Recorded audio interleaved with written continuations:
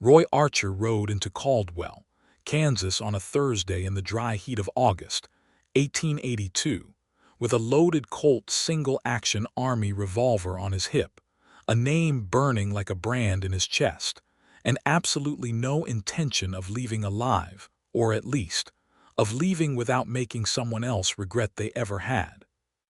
The town of Caldwell sat at the edge of the Kisham Trail, where cattle drovers and cowboys came to blow off steam after months on the dusty plains, and where men who had something to hide could usually find enough noise and distraction to hide it well.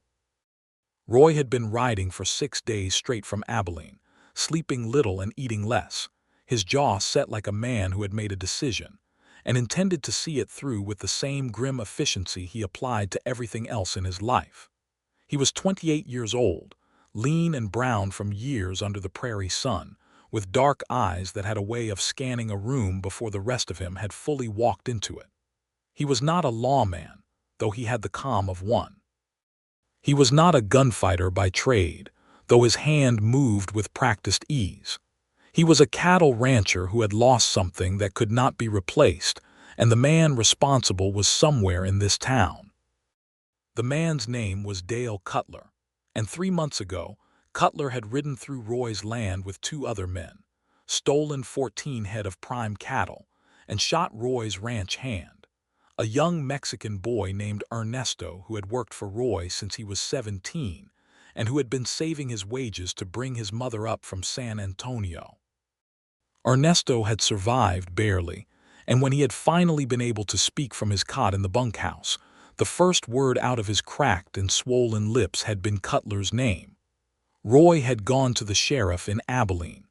The sheriff had listened, nodded, written something in a ledger, and done nothing that Roy could ever verify. Cutler had associates in enough places that the law moved slow when his name was mentioned, and Roy had waited what he considered a respectable amount of time before deciding that if justice was going to travel at the speed of a wounded mule, he would simply go fetch it himself. He tied his horse, a roan gelding he called Patron, to the post outside the Cattleman's Rest Saloon, and stood for a moment on the wooden boardwalk, taking in the street. Caldwell was busy for a Thursday. Drovers sat on barrels and crates in front of various storefronts, and a wagon loaded with dry goods creaked slowly down the main street. A woman was sweeping the porch of what appeared to be a boarding house 2 doors down, and Roy noted her the way a man notes the weather, without particular intention, just taking stock. He stepped inside the saloon and let his eyes adjust. The Cattleman's Rest was a wide, low-ceilinged room that smelled of sawdust, tobacco smoke, and the sour bite of whiskey that had soaked into the floorboards over years. A piano sat in the corner, presently silent. A long bar ran the length of one wall, behind which a broad-shouldered man with a red apron was wiping glasses with something that might charitably be described as a rag. There were perhaps a dozen men in the room at this hour, some playing cards, some drinking quietly, some doing nothing in particular except existing in a place where no one would bother them about it. Dale Cutler was not among them.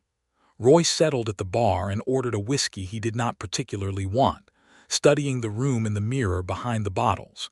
He drank slowly and listened, because men in saloons talked, and sooner or later someone always said something useful. He had been nursing that whiskey for the better part of 20 minutes when the door behind the bar opened, and a young woman came through it carrying a crate of bottles that was clearly heavier than it looked, because her face was tight with the effort of managing it, and she had it pressed against her torso with both arms, which meant she could not actually see where she was stepping. Her boot caught the edge of a floorboard that sat slightly proud of its neighbors, and the crate tilted, and Roy moved without thinking.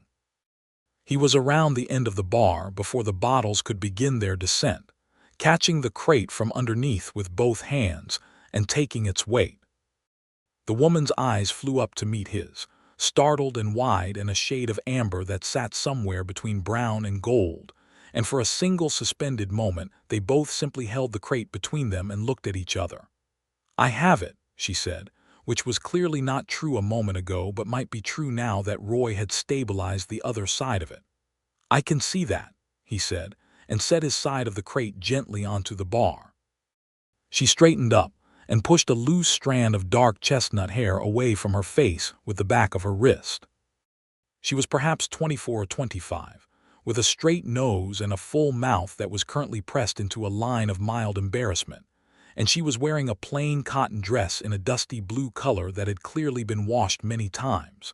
She had the look of someone accustomed to working, not in a diminished way, but in the way that honest labor gives a person a kind of quiet competence that sits in their posture and their hands. "Thank you," she said, with sincerity but without fuss. "I misjudged the weight when I picked it up, and then it was too late to put it back. Those floorboards are uneven," Roy said. "Someone should fix them before someone breaks a wrist." "I have been saying that to Hank for 6 months," she said, gesturing at the man with the red apron who either could not hear them or chose not to, "and I expect I will be saying it for another 6 months after today." She began lifting the bottles out of the crate and arranging them on the shelf.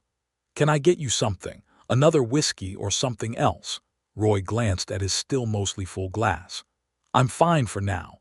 I'm looking for someone, Dale Cutler. You know the name." The woman's hands paused on a bottle of rye. It was only for a half-second, but Roy caught it. Then she continued setting the bottles out with the same efficient movements as before. "I know the name," she said, her voice carefully neutral. "Most people in Caldwell know the name one way or another.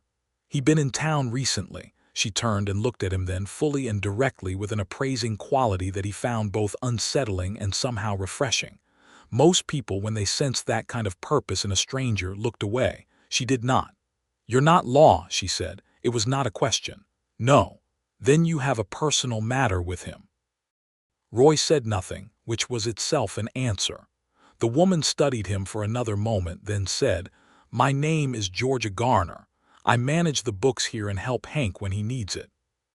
And I'll tell you what I know because Dale Cutler is not a man I'm inclined to protect." She lowered her voice slightly. "He came through 4 days ago with 2 other men, stayed at the Roper Hotel up the street. I don't know if he's still there or if he's moved on." "What do you know about him?" Roy asked. "Aside from his name." Georgia wiped her hands on a cloth tucked into the waistband of her apron and seemed to be deciding how much to say. "He runs a loose outfit," she said finally. "Rustling mostly, from what I've gathered over the years. He has an arrangement with a broker up near Wichita who doesn't ask questions about brands. He comes through Caldwell 2 or 3 times a year because he knows the marshal here looks the other way when certain men are involved." "And why would you know all that?" Roy asked, not unkindly, but he was curious. Something shifted in her expression, something old and complicated.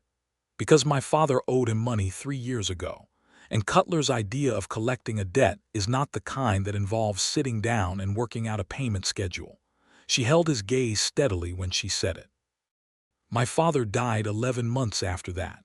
Heart, the doctor said, but I've always thought fear does plenty of damage on its own." The saloon noise continued around them, indifferent to the weight of what she just said.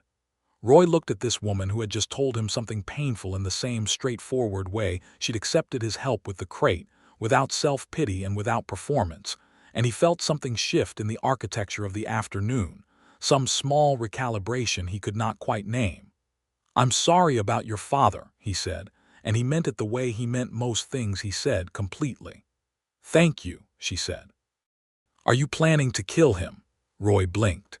It was not the question he'd expected from the woman behind a saloon bar in Caldwell, Kansas. "I'm planning to see him held accountable," he said, which was honest and also somewhat evasive.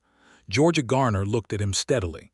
"That's a careful answer for a man with a purpose as plain as yours." Roy almost smiled. He was not sure when he had last almost smiled. "Roy Archer," he said, and held out his hand. She shook it with a firm, dry grip. "Mr. Archer, I'd suggest eating dinner before you go looking for Cutler. The Roper Hotel serves a decent supper, and you look like a man who has been riding on nothing but stubbornness for several days." That, Roy thought, was one of the more accurate observations anyone had made about him in recent memory. He did eat supper, at the Roper Hotel dining room, at a corner table where he could see both doors, and he learned from the hotel proprietor, a nervous man named Whitfield who had a way of tugging at his collar when he was uncomfortable, that Cutler had indeed been a guest but had checked out 2 mornings ago. He had left with his 2 companions heading south, toward the Red Hills country. Roy sat with this information and a plate of beef stew that was better than he expected, and felt the complicated deflation of a man who has ridden 6 days toward a fixed point and discovered the point has moved. He was not finished. He was not going anywhere. But he needed to think, and thinking on an empty stomach was something he had given up in his mid-20s after realizing it led to bad decisions. He was at the hotel bar after supper, drinking coffee and studying a worn map he had spread on the table, when the door opened and Georgia Garner walked in. She had changed out of her work dress into something slightly less plain, a brown dress with small white buttons at the collar, and she was carrying a small cloth bag that suggested she had an errand or a purpose.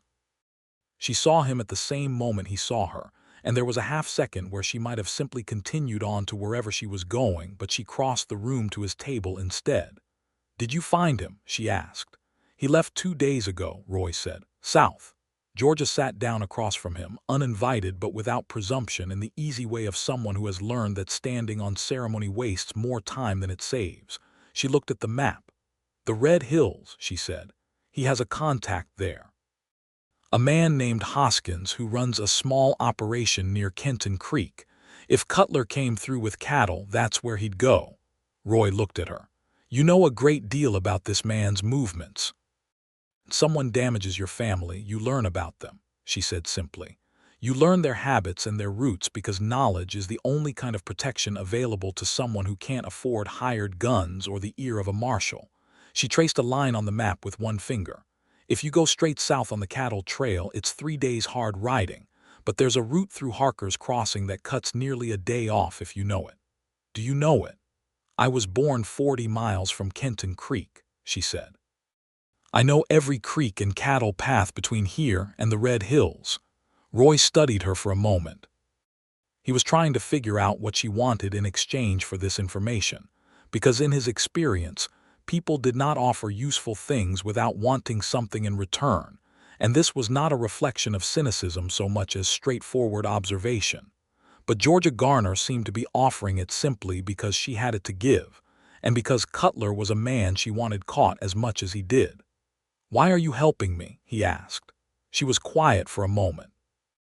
Outside, someone's horse objected to something in the street with a sharp whinny, and the sound floated through the window and faded. "'Cause Cutler has been operating in this county for years without consequence," she said, "and every year he grows a little bolder and someone else loses something they cannot replace. My father's debt was legitimate and Cutler's response to it was not, and the men in this town who could have done something about it did not." She looked up from the map and met his eyes. "You seem like a man who does something about things." Roy considered this. Then he said, "The route through Harker's Crossing. Tell me about it." She talked for nearly an hour. She drew a secondary sketch on the back of a page from her small notebook, marking creek crossings and landmarks, and a place where the trail looked like it went one way, but actually went another if you trusted the lay of the land over the visible path. She knew the terrain with an intimacy that spoke of years spent in it, and Roy listened with the focused attention of a man who understands that good information is worth more than almost anything else in uncertain country. When she had finished, they sat for a moment in the quiet of the hotel bar, which had emptied around them while they talked, and Roy was aware that he was in no hurry to stand up and go back to his room, which was unusual because he was generally a man who preferred his own company to most other kinds. "You said you were born near Kenton Creek," he said. "How did you end up in Caldwell?" "After my father died, there was nothing to stay for," she said. "The land had already been sold to cover his other debts before Cutler's came due. My mother passed when I was 12, so it was just me." She said this without a tremor, but there was something careful in the steadiness. "I came to Caldwell because I was offered work and I took it. I keep Hank's books and I help in the saloon, and I've been managing well enough." She tilted her head slightly. How did a cattle rancher from Abilene end up with a 6-day grudge and a name to find? He told her about Ernesto, about the cattle, about the sheriff who had listened and done nothing. He told her about Ernesto's mother in San Antonio, and about how the boy had worked for him since he was barely more than a kid, and how when Roy had sat by his cot in the bunkhouse and watched him struggle to breathe through cracked ribs, something in him had calcified into a resolve that would not be argued with. Georgia listened without interrupting, which was a quality Roy genuinely appreciated. When he finished, she said, "Ernesto, is he recovered?" "Mostly," Roy said. "He'll carry a scar and he favors his left side, but he's back on a horse." "Good," she said, with a warmth that seemed entirely genuine. "That's good." There was a pause, comfortable rather than awkward, the kind that settles between people who have exchanged enough honest words to be at ease with each other. The lamp on the table between them threw a warm and uneven light, and Roy became aware that he had been looking at Georgia Garner for quite a long time in the way a man looks at something that holds his attention without him fully deciding to give it. He cleared his throat and folded the map. "I'll head out at first light," he said. "The route through Harker's Crossing." "Take water," she said, standing. "The last reliable creek before the Red Hills is Barlow Creek, and after that it's 20 miles before you'll find water unless the rains have been good, and this year they haven't." "Thank you," Roy said, and stood as well. "For the map, and the other things." She put on a small, genuine smile that did something to the quality of the lamplight in the room, or perhaps it was something else entirely. "Good luck, Roy Archer," she said. "I hope you find what you came for." She left, and the room was measurably different without her in it, which was a thought Roy filed away without knowing what to do with it, and went to bed. He was saddling Patron at 5 in the morning, with the sky still pale gray and the town still sleeping, when he heard boots on the dry ground behind him, and turned to find Georgia Garner standing there with a canvas pack and a canteen, and the expression of someone who has made a decision and is prepared to defend it. "No," Roy said immediately. "You don't know what I'm about to say," she said. "You're about to say you're coming with me." She set the pack down. "I know that country better than you do. I know the specific crossing at Harker's that isn't on any map. I know which of Hoskins' men talk too much and which ones are dangerous. And," she added, "I want to see Cutler face what he's owed." Roy looked at her in the gray pre-dawn light and went through several objections in his mind, and found that each of them was more complicated than it seemed. He could say it was dangerous, and she would point out that staying in a town where the marshal could be bought was not without its own dangers. He could say she wasn't needed, but that would be both impolite and inaccurate given the quality of her knowledge of the terrain. He could say it wasn't proper, and she would probably look at him with that level amber gaze and ask him to prioritize what mattered. He also was acutely aware that he did not want her to go, which was its own kind of information. "Can you ride?" he asked. "Since I was 4 years old," she said. "I have a horse at the livery. Murphy, the owner, will lend him to me." Roy looked at Patron, looked at the road, looked at Georgia Garner. "Be ready in 20 minutes," he said, and turned back to the saddle. She was ready in 15. They rode out of Caldwell as the sun was beginning to push itself up over the flat line of the horizon, turning the sky the color of heated iron, and the town fell away behind them into the wide and generous emptiness of the Kansas plains. For the first hour they rode largely in silence, which suited Roy, and apparently suited Georgia as well, because she did not fill the quiet with unnecessary talk, but simply rode beside him with the easy, upright posture of someone truly comfortable on horseback. When they stopped to water the horses at a shallow creek mid-morning, Roy refilled his canteen and watched her crouch by the water and splash it on her face without vanity or self-consciousness, and he thought that she was one of the more self-contained people he had ever met, which was an unusual quality to admire, but which he found that he admired quite a lot. They talked as they rode through the afternoon, and what struck Roy about talking to Georgia was that she asked real questions and listened to the actual answers rather than waiting for her turn to speak. She asked about his ranch. the layout of the land, how he had come to own it, and he found himself describing it with a detail he did not usually offer. The way the grass ran south toward a dry creek bed that filled after hard rain, the stand of cottonwoods that marked the eastern boundary, the small house he had built himself over 2 summers with help from Ernesto and an older Mexican rancher named Vidal who knew timber work, and had taught Roy everything he knew about a level and a proper joint. "You built it yourself," Georgia said, and there was something in the way she said it, not surprised exactly but attentive. "Mostly," Roy said. "Vidal will tell you I made plenty of mistakes early on. Do you live alone there?" "Yes," he said. Then, because the word sat between them slightly more heavily than he intended, he added, "I had a wife for 2 years, Clara. She died of fever in the winter of 1879. Georgia was quiet for a moment. "I'm sorry," she said, and she said it the same way he had said it to her about her father, with a simplicity that made it mean what it was supposed to mean. "It was hard," Roy said. "It was the hardest thing. But the ranch was there, and the work was there, and Ernesto was there, and time moved forward whether I intended it to or not." He was not sure why he had told her that. He did not generally tell people that. They made camp that first night near a stand of cedar that offered windbreak and cover, and Roy built a small fire while Georgia laid out the food she had packed, a competence of supplies that included smoked meat, hard biscuits, dried apple, and coffee, which she said she was not prepared to travel without under any circumstances. They ate across the fire from each other, and the night came down over the plains in a great slow curtain of deepening blue, and the stars arrived in extraordinary numbers, and Roy looked at them and then looked at Georgia, who was also looking at the stars with an expression of quiet pleasure, and he thought that he had ridden out of Caldwell this morning with a very specific plan, and had somehow ended up here in a vastly different situation than intended, and that he was not, in any way he could identify, unhappy about it. "Tell me about your father," he said. "What was he like when things were good?" Georgia smiled at the fire, and it was a different smile than the careful one she managed in the saloon. This one reached back into something old and fond. "He was enormous," she said. "Not in height but in presence. He was the kind of man that rooms noticed when he walked in. He told stories badly, always skipping the most important part and having to double back, and my mother used to roll her eyes and he would pretend to be wounded and then tell the story wrong again just to make her laugh." She paused.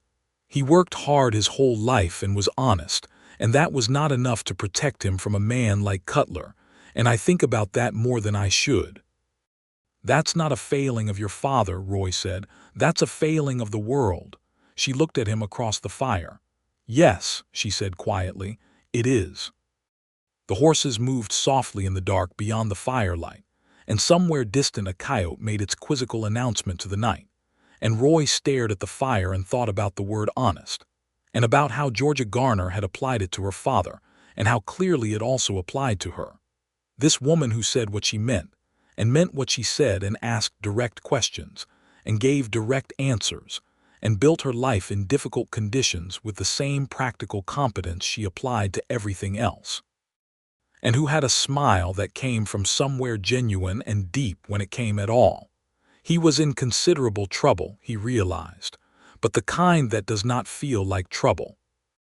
On the second day, they entered the rougher country of the southern Kansas borderlands, where the land began to break and crease into the red clay formations that gave the Red Hills their name.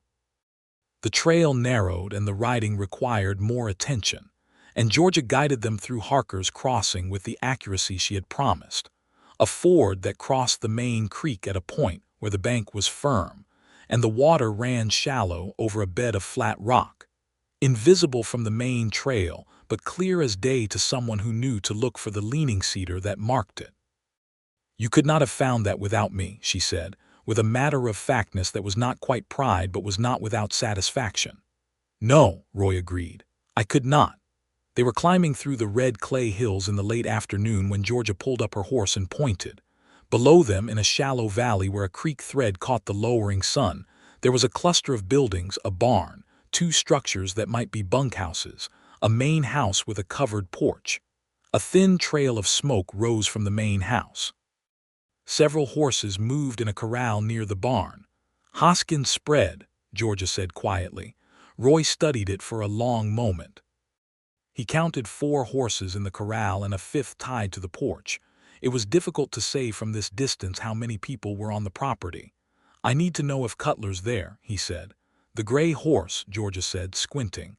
"The tall one tied to the porch. Cutler rides a gray horse. I've seen him ride into Caldwell on it twice." Roy looked at the gray horse. His jaw set. "What are you going to do?" Georgia asked. He looked at her. There was concern in her face. He could see it, but she was not going to try to stop him. She understood why he was here. What she was asking was whether he was going to do this intelligently. "I'm going to ride down there and talk to him," Roy said. "Give him the choice to come with me back to Abilene, back to a proper hearing. The sheriff there may be slow, but he's not useless, and if I bring Cutler in with what I know and what Ernesto can testify to, there's enough for a judge." Georgia searched his face. "And if he refuses?" "Then I'll handle it as it needs to be handled," Roy said. "But I'd rather settle this with a judge than a gun. I'm a rancher. I want my cattle and I want Ernesto's justice.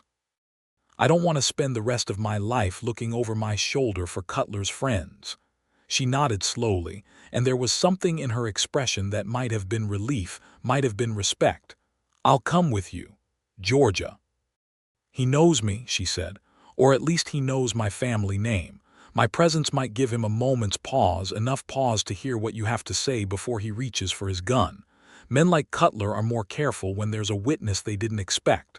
Roy thought about this and found it sound. "Stay behind me," he said, "and stay on your horse until I say otherwise." "Agreed," she said. They rode down into the valley in the long amber light of late afternoon, and by the time they came into the flat ground before the house, a man had come out onto the porch and was watching them approach with the studied casualness of someone who is paying very close attention. It was not Cutler. It was a thick-set man in his 40s with a walrus mustache whom Roy took to be Hoskins himself. He did not draw a weapon, but his hand stayed near his belt. "Afternoon," Roy said, stopping Patron about 20 feet out. "Looking for Dale Cutler, he here." "Who's asking?" Hoskins said. "Roy Archer from Abilene. He knows what it's about." There was a pause, and then the door opened and Dale Cutler came out, and Roy had a moment to take him in. He was a hard-looking man in his late 30s, lean in a way that suggested life on the move rather than honest labor, with pale eyes that moved quickly and assessed without warmth. He looked at Roy, then at Georgia, and something behind his eyes shifted. "Georgia Garner," Cutler said, with a slow recognition that was not pleasant to hear. "Well, Cutler," Georgia said from behind Roy's shoulder, her voice entirely even. "You rode a long way, Archer," Cutler said, his eyes moving back to Roy. "Whatever you think I owe you, I'd say we're far enough from Abilene that the numbers don't quite add up the same way." 14 head of cattle," Roy said. "And a good man's broken ribs and his damaged health. That adds up the same way anywhere." Cutler's mouth curved into something that was not a smile. "Can't prove a thing." "I have a witness who saw your face," Roy said. "And I have enough to bring before a judge in Abilene who isn't in your pocket. I'm asking you to come with me, Cutler, peacefully. Face the charges, give back what you stole or the value of it, and whatever sentence the court decides." Cutler laughed, which was the response Roy had expected though not hoped for. "You ride into someone else's country and make demands. That's bold." "I'm a reasonable man making a reasonable request," Roy said. "I'd encourage you to take it." There was a moment then, one of those moments that stretches itself thin and taut over possibility, where anything might happen. Roy's hand was still on his saddle horn, not on his gun, which was a deliberate statement. Hoskins had backed up slightly, distancing himself from whatever was about to occur, which was also information. Cutler's 2 companions, who had appeared in the doorway behind him, were looking at each other with the uncertainty of men who had not anticipated this particular afternoon. "Dale," Georgia said, and there was something in her voice, quiet and certain, that cut through the tension in a way that surprised even Roy. "My father is dead. You know what you did to him. You know what kind of fear a man can be brought to when he has no recourse and no protection. I am asking you to think about whether you want to continue to be that kind of man, or whether you want to make one decent choice and let Mr. Archer take you in properly." Cutler looked at her for a long moment. His jaw worked. Something moved across his face, complicated and unreadable, and then it settled into a resignation that Roy had not fully expected. "Fine," Cutler said. He looked at Roy. "Fine, I'll come with you." He turned slightly toward the doorway and held out his hands to his companions in a gesture that said clearly, "Do not make this worse. Let me get my things." "Your friend there can get your things," Roy said, nodding at one of the companions. "You stay where I can see you." Cutler's things were brought. Roy secured his hands with a length of rope Georgia produced from her pack without being asked, which was one of those small moments of practical foresight that Roy found himself thinking about for the rest of the evening. They camped well away from Hoskins' property that night, with Cutler secured to a cedar and the fire between them, and Roy kept watch in shifts while Georgia slept with the unself-conscious ease of someone whose conscience was entirely clear, wrapped in her blanket with her face turned up toward the stars. And Roy watched her sleep in a way that was protective rather than improper, and thought about a great many things that he did not yet have words for. The 3-day ride back to Caldwell was notably different from the ride out. Cutler was silent and unpleasant company, which was not unexpected, and required enough attention that Roy and Georgia could not speak as freely as they had before. But there were still the moments of stopping to water the horses, of making camp, of the quiet interval before sleep when the fire was low and Cutler was secured, and the full weight of the plains night settled over them. And in those moments Roy and Georgia talked in low voices about things that had nothing to do with Cutler and everything to do with who they were. She told him about the books she had read, a surprising number of them, brought by the itinerant bookseller who made his way through Caldwell twice a year, and from whom she had purchased volumes on credit she had always paid back promptly. She had read Dickens, she had read Washington Irving, she had read A Women's Guide to Keeping Accounts that she found genuinely thrilling, and she could discuss the mechanics of a well-managed ledger with the same pleasure most people reserved for conversation about something beautiful, which, she said, a well-managed ledger was, in its own way. Roy told her about the winter he had spent largely alone on the ranch after Clara died, and about how the solitude had almost broken him and then had, gradually, become something he could bear, and then something that suited him, or had suited him, though he was less certain of that lately. He told her about the way the ranch looked in early spring when the grass came in green, and the wind had a softness in it that it did not have other times of year. He told her about his parents, who had come west from Virginia before the war and had built something in Kansas, and then died within 6 months of each other when Roy was 22, leaving him the land and the will to hold on to it. "You've had a great deal of loss," Georgia said one evening, not with pity but with a clear-eyed observation that acknowledged the shape of things. "So have you," Roy said. "I suppose we both have," she said. She was looking at the fire and then she looked at him, and the amber color of her eyes in the firelight was the same warm gold of the Kansas grasslands in late summer, and Roy looked back at her and did not look away. "Georgia," he said. "Roy," she said, and there was something in the simultaneous use of first names, which they had been using for 2 days now but never quite so simply and directly aimed at each other, that said several things that neither of them had yet said in words. Then Cutler shifted and made a noise of complaint about the rope, and the moment passed, but it had been there, and they both knew it had been there, and some things do not need to be repeated to leave an impression.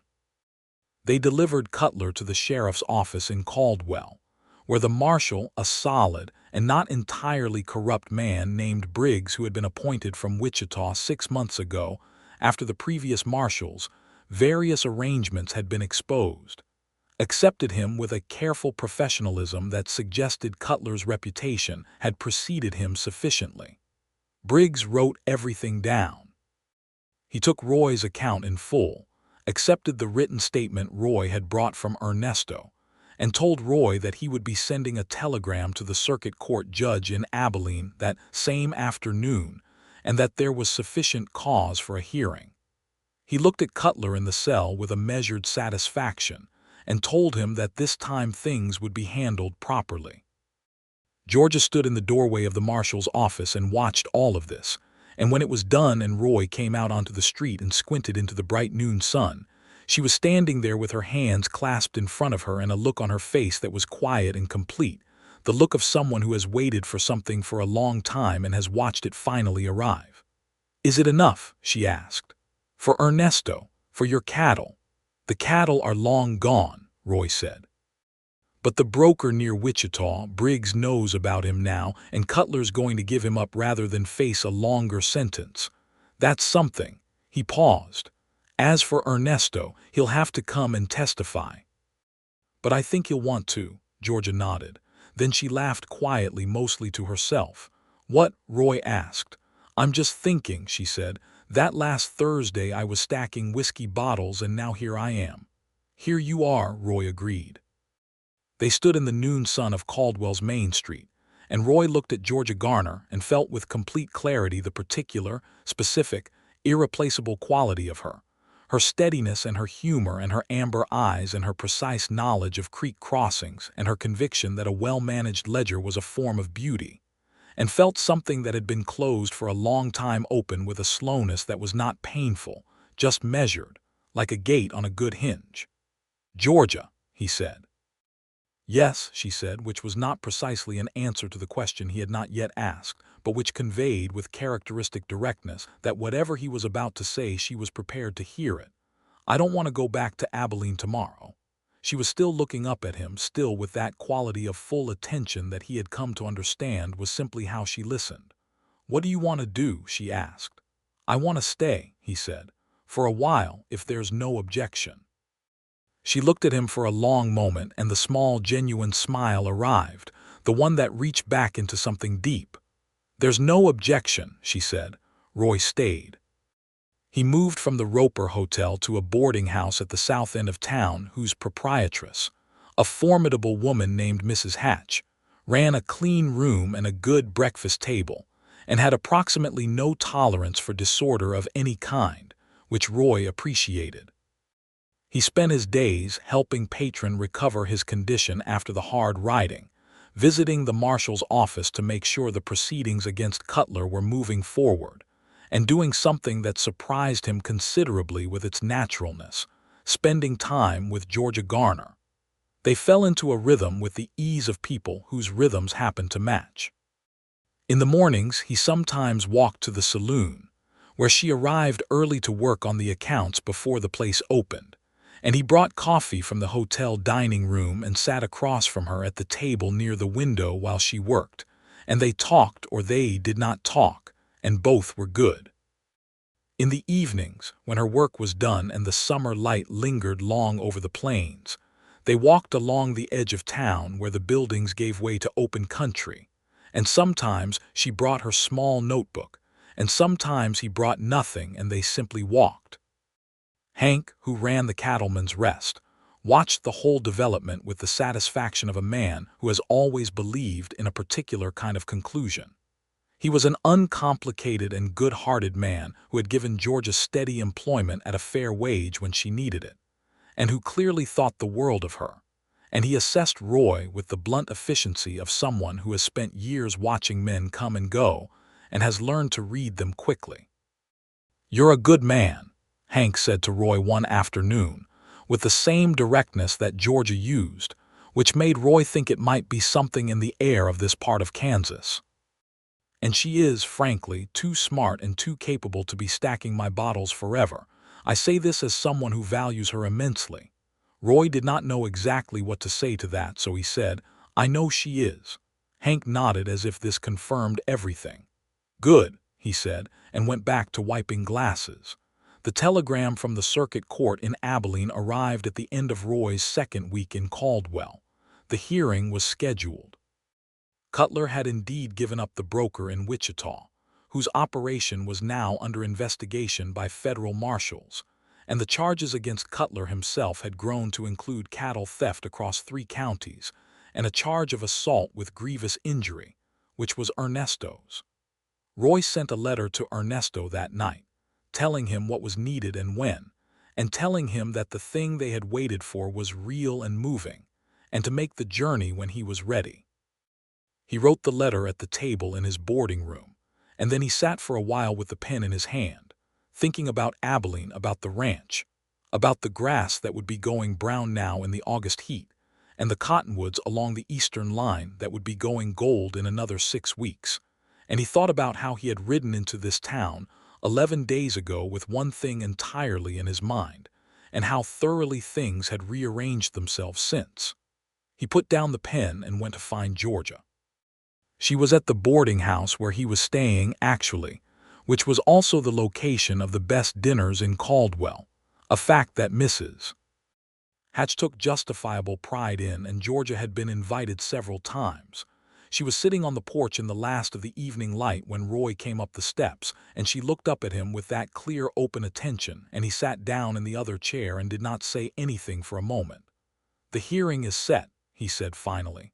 "Ernesto needs to come up. Cutler's going in front of the judge." "Good," she said.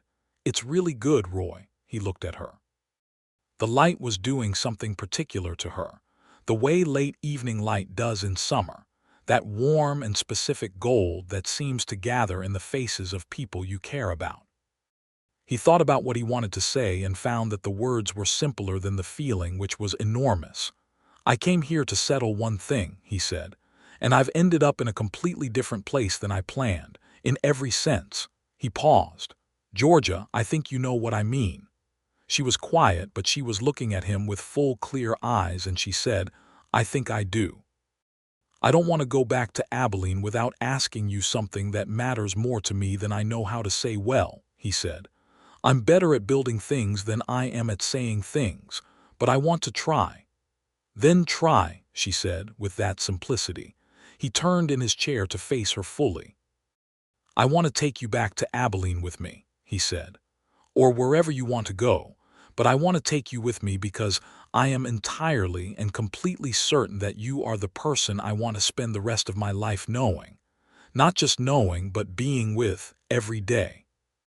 The ranch is there and it's good land and there's room to make it more than it is, and I think you would love the cottonwoods in fall, and I know Ernesto would think the world of you because he thinks well of anyone with a capable mind and a kind heart, and you have both in abundance."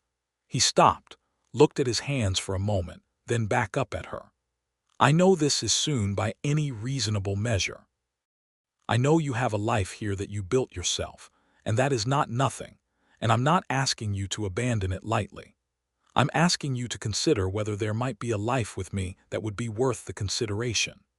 Georgia Garner looked at him for a long moment, and the evening was entirely still except for the distant sound of someone playing a harmonica 2 streets over, a meandering and slightly melancholy tune that suited the gravity of the moment in an almost theatrical way. Then she said, "Roy Archer, you are not a man who says things he doesn't mean." "No," he agreed, "I'm not. And you are not a man who acts on feeling without thought. I try not to be. And you have thought about this." "I have thought about very little else for 2 weeks." She reached across and put her hand over his where it rested on the arm of his chair, and the warmth of her hand on the back of his was a specific and irreplaceable thing. "Yes," she said. "Yes, you've thought about it, or yes. Yes to the whole of what you asked," she said, with a firmness that admitted no ambiguity.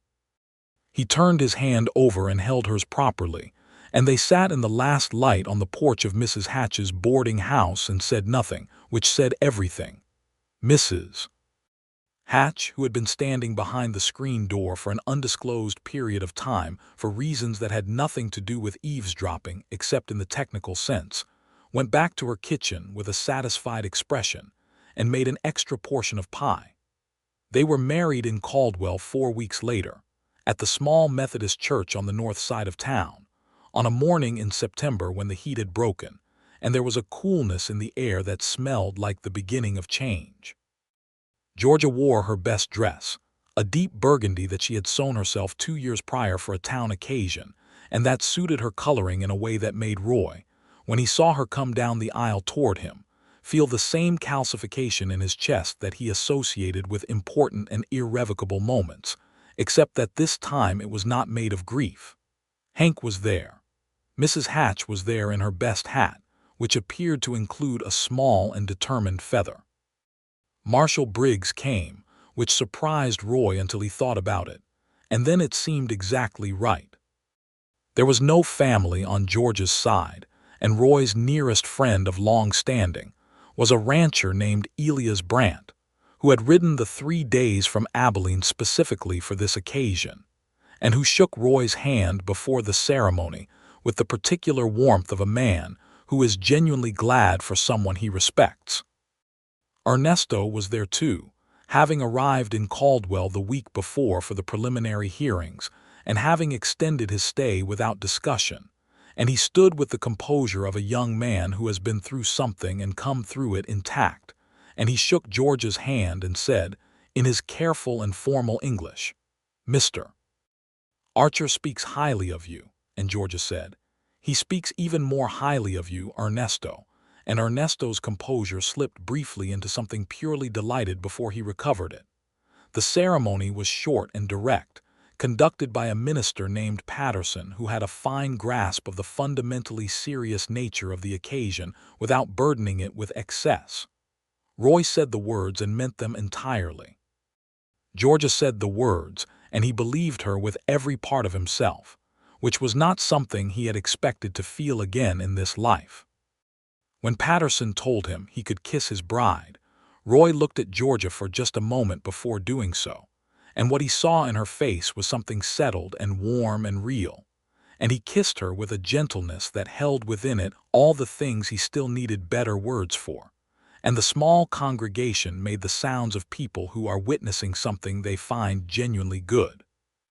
The morning after their wedding, they sat at breakfast with Ernesto and Elias Brandt, and the conversation over eggs and biscuits was easy and warm in the way of people who are comfortable with each other. And Ernesto, who had a dry and precise sense of humor that Roy had always valued, told Georgia a story about Roy's first attempt to build the bunkhouse roof, in which a miscalculation with a central beam had resulted in a structure that listed noticeably to the northeast. And Georgia laughed with her whole self, a sound Roy had heard a handful of times now and that he intended to hear for the rest of his days, and Roy shook his head at Ernesto with a mock severity that convinced no one. The trial of Dale Cutler happened 3 weeks later in Abilene, by which point Roy and Georgia had arrived back at the ranch, and Georgia had spent her first weeks in her new home with a contained and practical joy that expressed itself in the way she moved through the rooms, noting what worked and what didn't, asking questions about the land and the cattle and the daily rhythms with the same focused attention she had brought to every other subject Roy had ever heard her engage with. The ranch was as Roy had described it.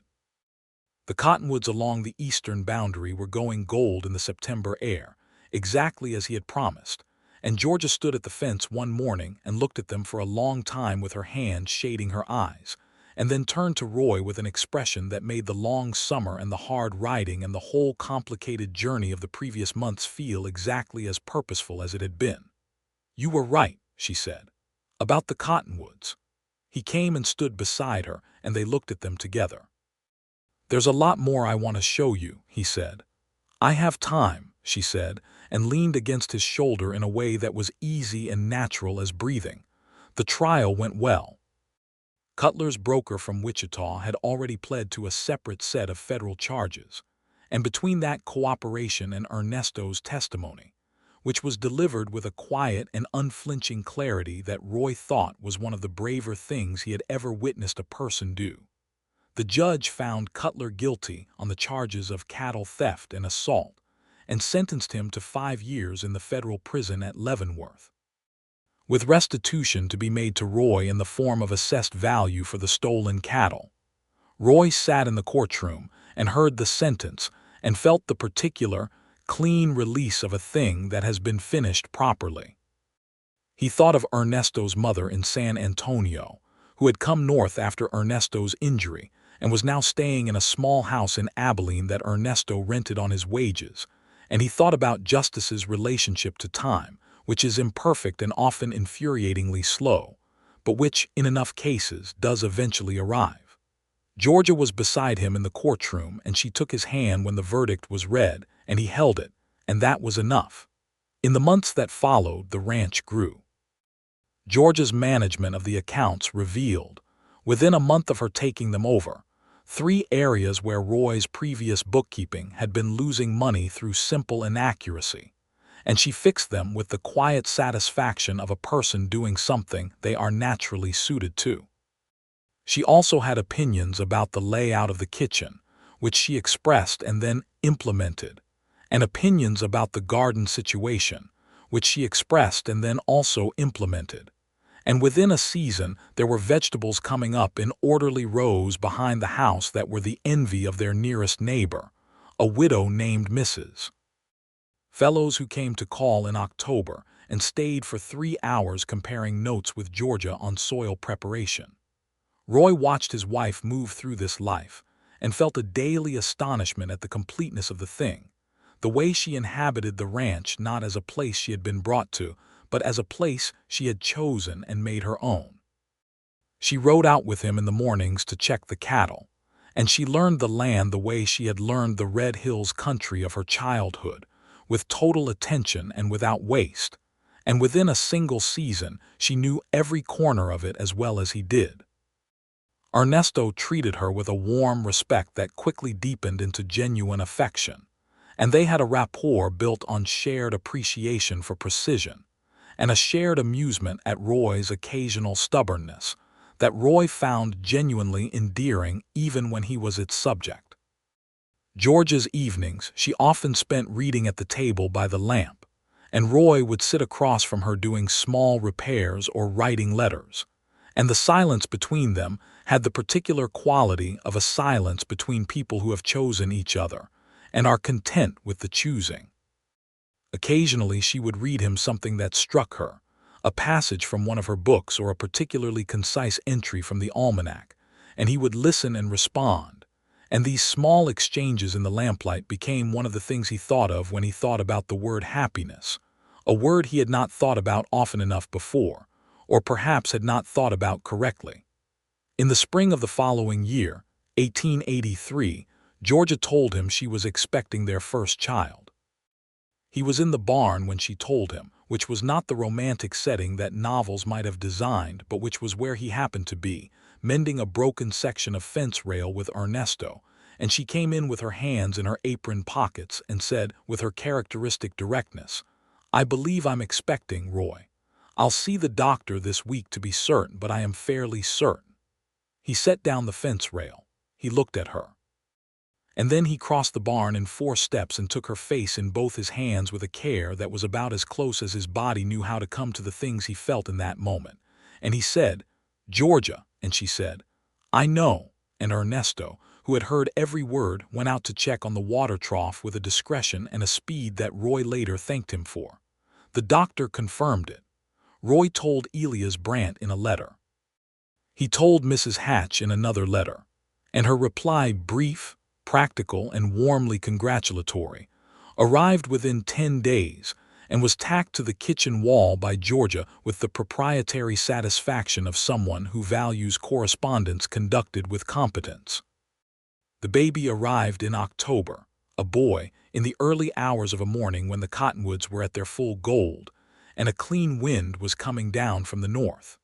He came into the world with the same determination that characterized both his parents, promptly and without unnecessary delay, and Roy held his son in the gray pre-dawn of the bedroom and looked at the absolute smallness of him, the impossibly complete smallness, with an awe that was physical and total. "He looks like you," Georgia said from the bed, exhausted and clear-eyed and more herself than anyone had any right to be after the night she'd had. "He has your determination," Roy said. "He's been going at everything with both hands since he arrived." She laughed softly. "He's 5 minutes old." "That's enough time to establish a pattern," Roy said. "They named him William Garner Archer, William for Roy's father, and Garner because Georgia's name needed to carry forward, because a name is a living thing, and the Garner line deserved better than to end with a man who had died afraid. Ernesto came to the doorway of the bedroom at first light and asked if he could see him, and Georgia said yes, come in. And Ernesto stood very still looking at the baby in Roy's arms with an expression that was purely and openly moved. And then he looked at Roy and said, "Congratulations, Mr. Archer," in a voice that carried considerably more feeling than its formal words contained. Roy said, as he had said about 40 times in the past year. "Congratulations, Roy," Ernesto said, and shook his hand. The following years unfolded with the rhythm of good work and good company. William grew into a sturdy and inquisitive child who showed, from very early, a particular talent for finding the one thing in any given room that his parents would prefer he not touch, and who asked questions about everything with a persistence that Roy recognized as Georgia's and that Georgia attributed to Roy, and which was probably equally both of them. He loved horses with the same unself-conscious love that Georgia had had since childhood, and Ernesto, who had a natural ease with children, taught him to sit a horse before he was 4, with a patience and care that made Roy quietly grateful in a way that ran deep. The ranch expanded in 1885, when Roy purchased an adjacent parcel from a rancher who was heading back east for his health, and the new land brought with it a second creek and a stand of mature timber that Georgia immediately identified as useful for several construction projects she had in mind: a larger smokehouse, a better chicken yard, and a small addition to the house that would serve as a proper study for her books and her ledger work, which had grown to include accounting services for 2 neighboring ranches at a modest fee that she had negotiated with the same clear-eyed competence she applied to everything else. The day the addition was completed, Roy stood in the doorway of the small study and watched Georgia arrange her books on the shelves he had built, and felt the same thing he had felt in various forms since that first evening in the Roper Hotel, that specific and irreducible recognition of a person who is exactly where they should be, doing exactly what they should be doing, and that he was fortunate beyond any reasonable accounting to be the man who got to witness it every day. She turned and found him watching and raised an eyebrow. "Well, it's right," he said.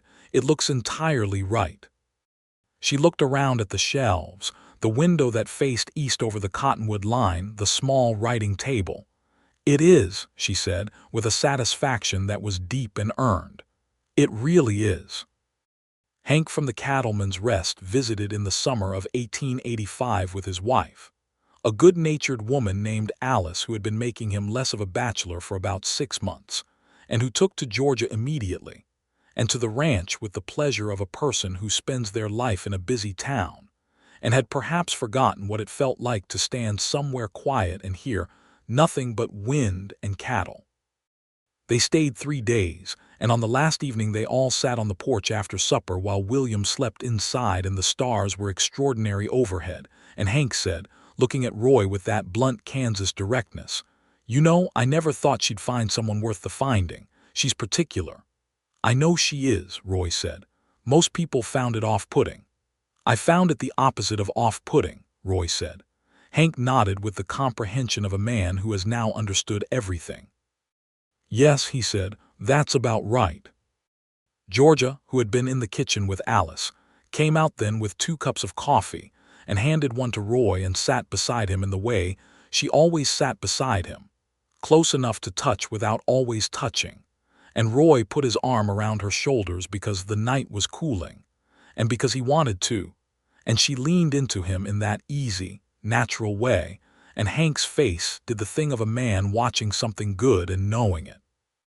In 1886, Georgia was expecting again, and this time Roy was in the kitchen when she told him, across the breakfast table, and he set down his coffee cup very carefully and looked at her and said, "Again, then." "Again," she said.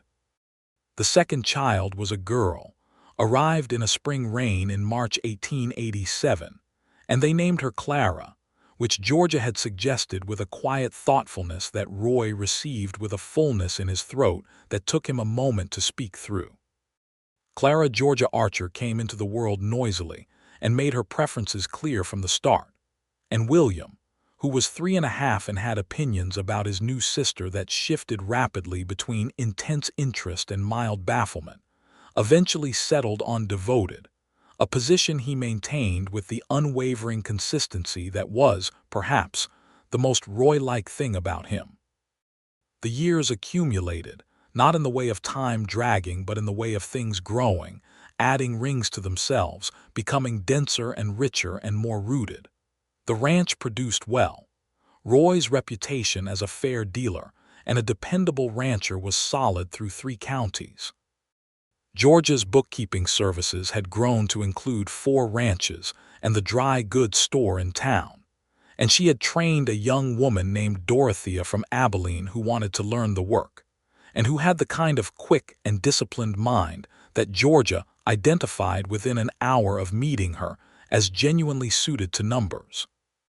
Roy watched his wife teach Dorothea the accounts on a Tuesday afternoon, watched her explain the logic of a balanced ledger with the same patient precision she brought to everything she did, and thought about the particular gift Georgia had for meeting people where they were and bringing them forward, a quality he saw in the way she was with William and Clara, in the way she had been with Ernesto from the beginning, in the way she had dealt with a man like Cutler on that hillside above the Red Hills country.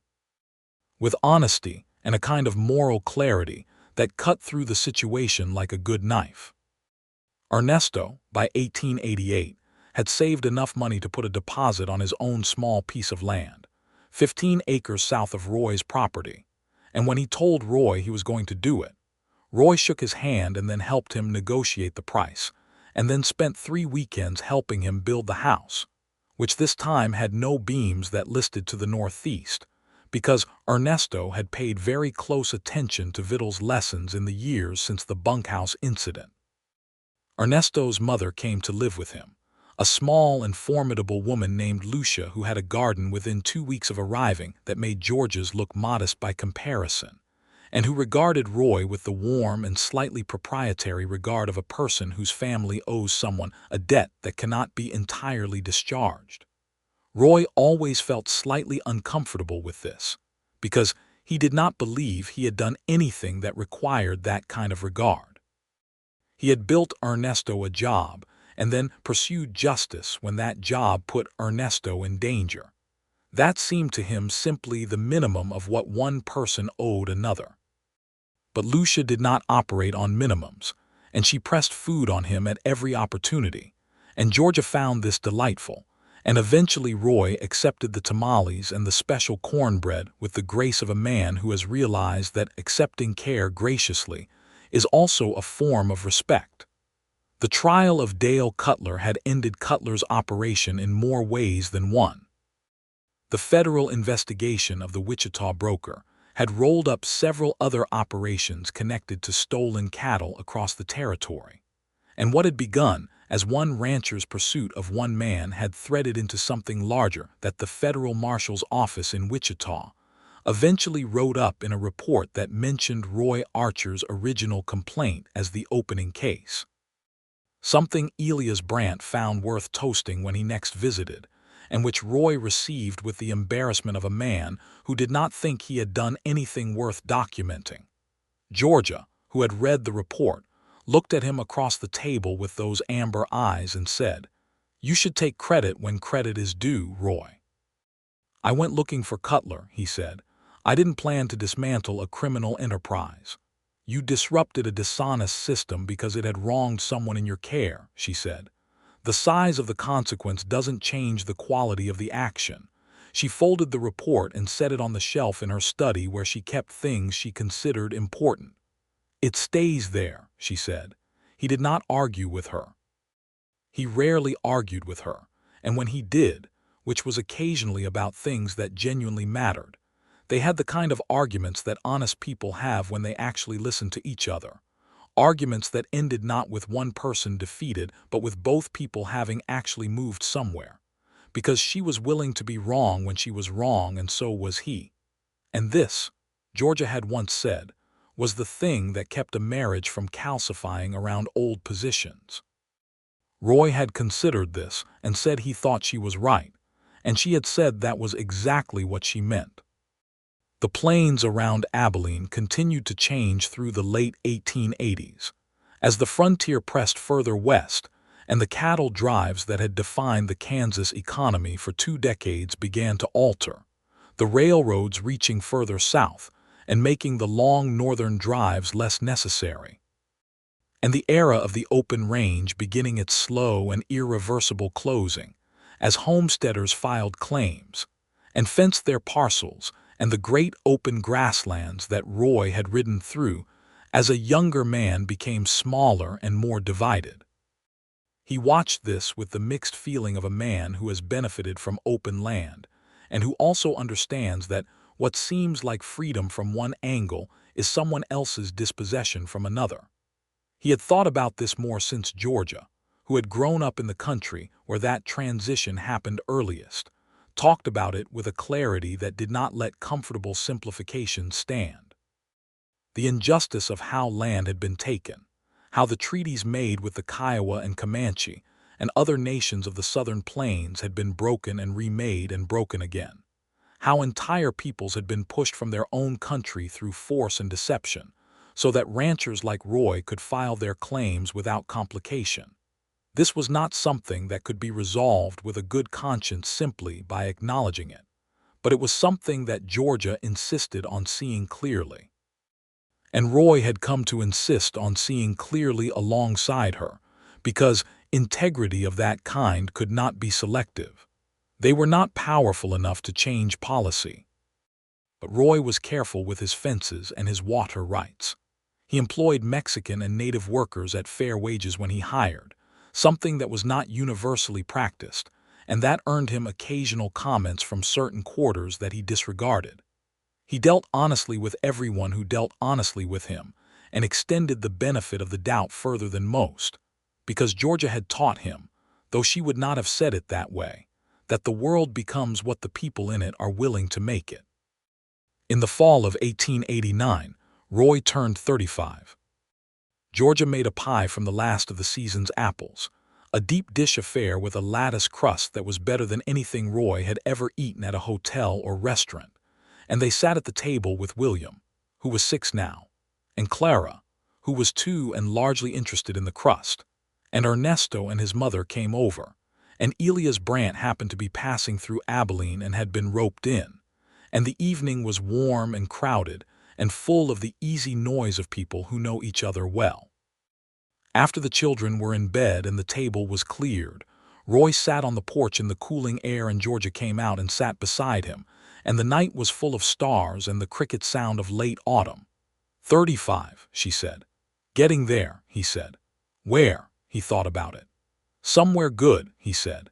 She put her hand in his and they sat in the particular quiet of 2 people who have built something together and know what they have built and do not feel the need to announce it.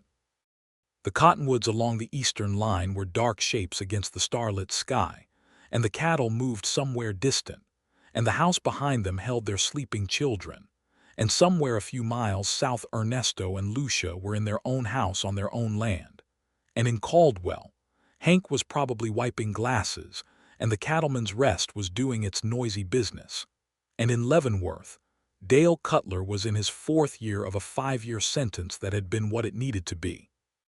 And the accounts were balanced on George's desk in the study, and the cottonwoods would be there in spring, and the grass would come up green after winter, and all of it was real and present and solid in the way that only things which have been earned can be. I need to tell you something, Roy said. Tell me, Georgia said. I came to Caldwell to settle one thing, he said, and I found something that I did not know I was looking for. I should say that out loud every once in a while. I think it is important to say the true things out loud. Georgia turned and looked at him in the dark, and he could see her face in the starlight, clear and known and entirely dear to him. Then say them, she said. I love you, he said, in a way that I did not think I would have again in this life, in a way that I am grateful for every single day. And you are the best decision I have made and the best thing that has happened to me, and I know that is more than one thing, but all of them are true." She was quiet for a moment, and her thumb moved against his hand in a small and deliberate motion. Then she said, "Roy Archer, I was stacking whiskey bottles and you caught my crate and looked at me like you were solving a problem, and I decided in approximately that first minute that you were someone worth paying attention to."